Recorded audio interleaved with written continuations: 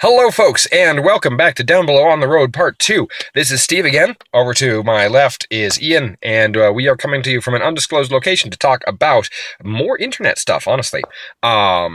So, last time I talked about the technology levels of the internet, and I briefly touched on what people might use that internet for. To this time, I'm actually going to talk a bit more about the societal impact of the internet. Basically, it impacts everyone. At every level. This is something that started becoming ubiquitous several years ago in our timeline, and as such, is still ubiquitous when you get further on down the road into the future. So what are some ways that it's more so? Okay, so obviously, let's cover the very, very basics. Obviously, the internet is super used for communication. Email is a thing. Email can be accessed from anywhere that you can access your account. So let's skip the basics. Email, blog, news, entertainment, and let's go on from there. So, first level is, it has, as we've marched on, even like it is today, become even more socially acceptable to conduct business and education over the internet.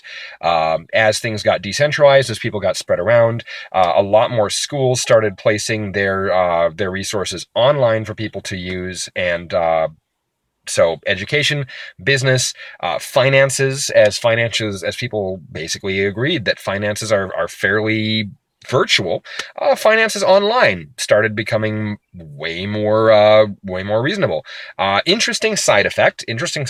As finances online and virtual economies became more of a thing, so too did crossover between entertainment finances and regular finances. For instance, if I have worked for 50 hours to farm up the gold to buy my virtual MMO character, a very cool piece of cosmetic equipment that took someone time to craft, why can't I sell that to someone who doesn't have the in-game money but does have the virtual money?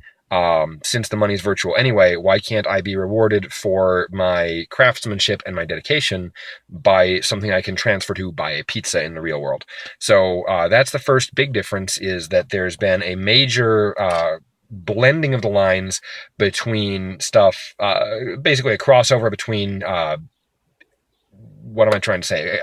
Entertainment funds and virtual economies and the real economy, since the real economy is virtual anyway. Second thing it's majorly used for is real-time meetings at a variety of levels. The personal level, the business level, the government level, the less than legal level. When you can get a whole bunch of people together and they're each in their own office or their own van, and they can still connect real time, and sometimes even have a face-to-face, not just through a video screen, but with full-on handshakes and bowing and sharing food together through the miracle of virtualization, traditional offices start becoming less and less important.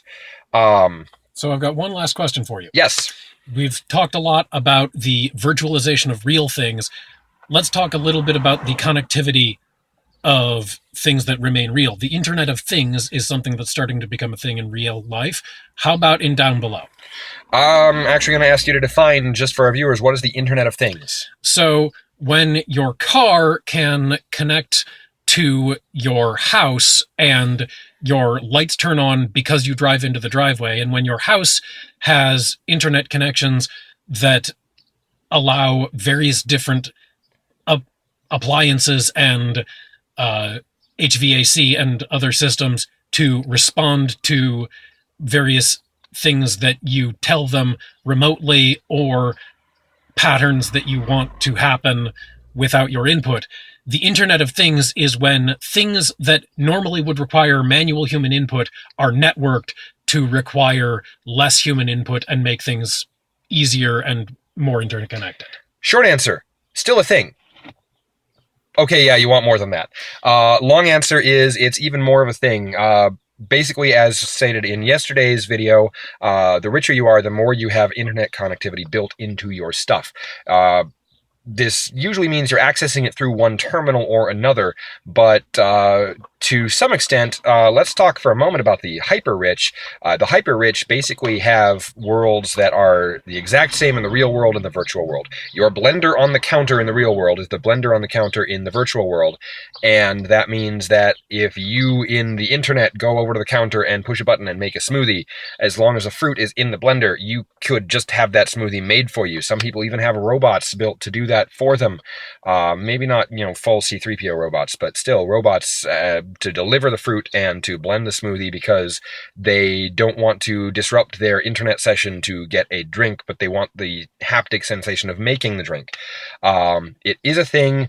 Security is a thing, encryption is a thing, but that is going into something that we're running out of time for. So we're going to have to put a pin in that and revisit it. Until next time, thank you for falling through the cracks with us. This is Steve coming to you through the internet, and I'll see you again tomorrow.